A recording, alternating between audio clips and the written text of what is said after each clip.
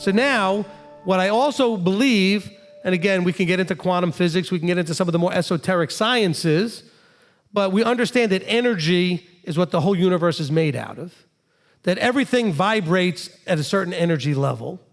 I believe he did something energetically and vibrationally to that 24-hour period of time. There's something different about the time. So what I'm going to try to help impress upon you is that the Shabbat is about Kadosh Time. So if we can understand that, we can make all of our Sabbath-related decisions based on the framework of knowing how is this in relation to the fact that I'm trying to do this, that, or the other thing during this period of Kadosh Time. Time that is special and set apart and has actually been blessed.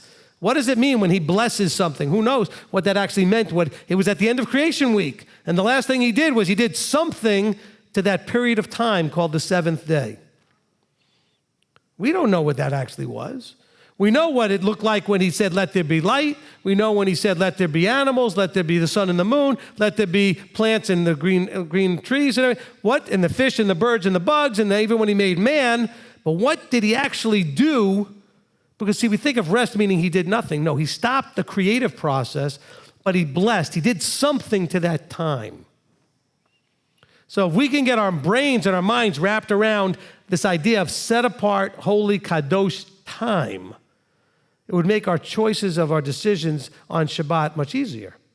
Because all you have to do is say, how is what I want to do going to fit into the idea of this being, the context of it being set apart time? It's about time, okay? And by the way, if we understand cycles that Abba puts into the universe, the movement of the sun and the moon, the movement of the stars, the movement and changing of seasons, all of these things have already built into the system. Wouldn't it make a little bit of sense? And again, it doesn't have to make sense. I'm just throwing this out there, that he would put something in the system that would happen on a very regular cycle that would not change from month to month based on how long the moon might be dark. But it would be every 7 days is the cycle of work, and then we have rest. There's something in that 7-day cycle. Just like we're given the same thing with the land, a 7-year cycle. By the way, if it's the same idea with the land, where does the land sometimes get 8 years or 9 years because of some sort of thing that's like the moon would do? Because the moon does that. If you're on the lunar Sabbath, you do have to account for what they call basically non-days. They don't count when the moon is dark. And so you have an extra day or two each month. Then you have to wait to start counting your 7 days.